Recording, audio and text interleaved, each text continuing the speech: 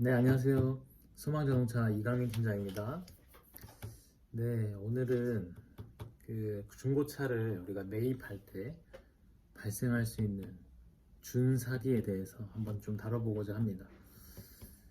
이 딜러라는 이 직업이 정말 편견을 가질 수밖에 없게 만드는 사람들이 있습니다. 그래서 이번에 제 고객이었는데 제 차를 사셨고 이제 본인 차를 저한테 이제 매입하도록 판매를 하실 예정이었습니다. 이제 고객이 판매를 하실 예정 가운데 이제 혹여나 우리 사람은 뭐 견적을 여러 번 받아보지 않습니까? 견적을 여러 번 받아보기 때문에 저한테 이제 견적 받으셨을 때랑 또 다른 곳에서 받았을 때 비교를 해 봐야지 제 견적이 더 나은지 안 나은지를 확인할 수 있잖아요. 그래서 이분도 그냥 마찬가지로 견적을 한 군데 더 보셨어요. 보셨는데 금액이 제가 2,500이었고 그쪽 딜러가 한 2,700이었어요. 한 200 정도 차이가 나겠죠. 200 정도 차이가 나서 이제 그쪽을 부르셨어요. 차를 한번 이제 봐달라고. 그래서 뭐 저는 뭐 관계없이 뭐 고객님은 더 많이 주는 쪽으로 파는 게 맞죠. 근데 이제 아시다시피 차 견적을 받을 때 감가가 이루어집니다. 그렇죠? 그래서 그분이 멀리 사셨는데 이제 멀리까지 어떤 딜러가 차를 매입하러 갔죠. 이제 그 고객분이 불러서 자 갔는데 이제 어떤 일이 발생했냐. 여러분 주의하십시오. 여러분 이게 계약서입니다. 우리가 일반적으로 쓰고 있는 계약서죠. 자 이제 이건 치우도록 하겠습니다. 자 일반적으로 우리가 볼 수 있는 계약서입니다. 그냥 뭐 매도인, 매수인, 차량 정보 적죠. 근데 여기 보시면 특약이 나와 있습니다. 특약은 이제 적기 나름입니다. 특약을 많이 적는 딜러를 조심하십시오. 여러분 요즘은 악질 이 딜러들이 법을 이용해서 뭐 법도 아니에요. 법 같지도 않은 법 가지고 법법 운운하면서 이 고객들을 협박합니다. 어떤 일이 있었냐면 이번에 그래서 이 딜러가 전화를 해서 고객님이 차를 잘 모르시는 분이었어요. 그래서 딜러가 이 차가 등급이 어떻게 되냐 했을 때 고객님 잘 모른다 그랬어요. 그냥 뭐 옵션 어느 정도 있고 해서 그냥 뭐 대충 풀옵션입니다 라고 얘기를 했습니다. 웬만한 거 다 있었거든요, 차에서. 그리고 알겠다 하고 이제 왔는데 그걸 다 녹취를 했던 거죠, 그 딜러가. 근데 일부러 그걸 노렸어요. 유도 신문을 해서 옵션이 되게 좋고 뭔가 등급이 되게 좋은 식으로 유도를 하고 그걸 가지고 나중에 이제 이 차를 실제로 이 딜러가 와서 봤는데 어떻게 됐냐, 실제로 말한 이 고객이 말한 등급과 옵션이 다른 거였어요. 그러니까 그 상이한 것 가지고 감가를 합니다.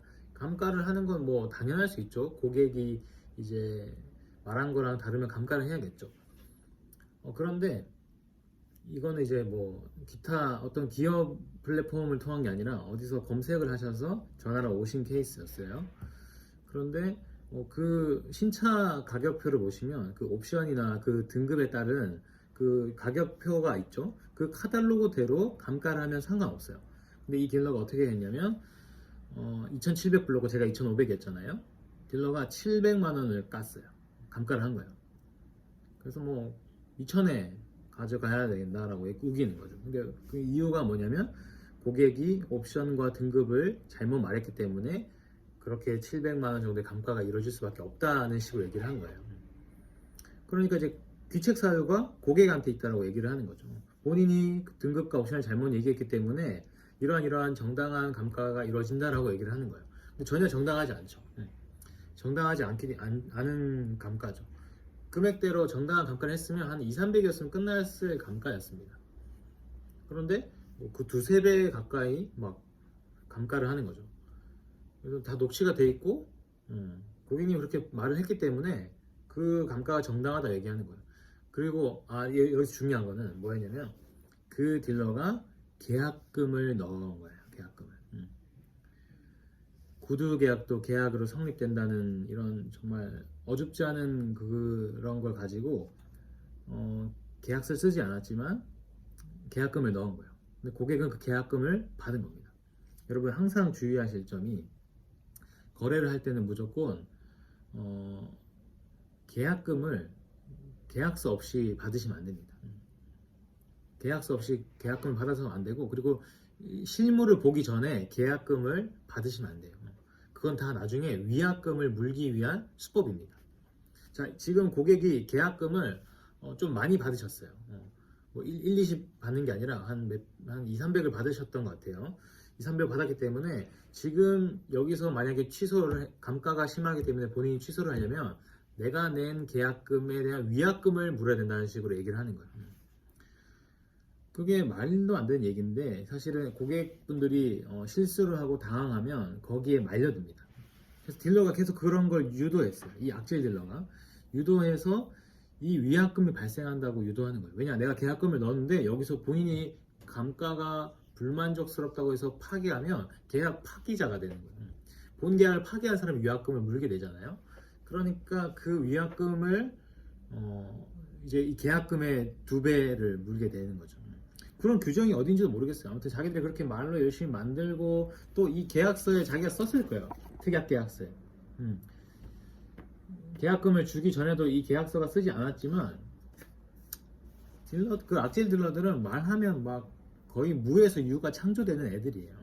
그러니까 말도 안 되는 위약금 얘기하고, 이미 계약금은 받았으니까 고객이, 그리고 본인도 이 규칙 사유가 어느 정도는 있다라고 생각할 수 있게끔 유도를 하는 거예요. 사실은 없습니다. 없어요. 그거는 딜러가 할 일이지 고객이 그 책임질 일은 아닙니다. 그런 식으로 막 위약금을 물어야 되고, 이거는 뭐 민사로 가도 진다는 식으로 계속 얘기를 하는 겁니다. 그러니까 고객이 되게 뭐 골치 아프겠죠. 골치 아프고 머리가 아픕니다.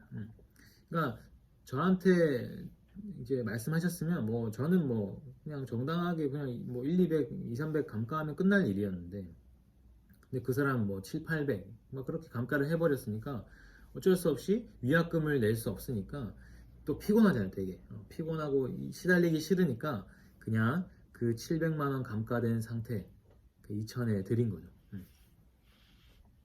그러면 도대체 제가 그래서 이 나쁜 놈의 이 딜러가 얼마에 파나 좀 엔카로 또 찾아가 봅니다. 얼마에 올렸을까요? 네, 속상하니까 말하지 않겠습니다. 네, 그냥 나쁜 놈이에요. 예. 이런 말도 안 되는 이런 법 가지고, 법도 아닌 법 가지고 운운하는 이 딜러들, 예, 진짜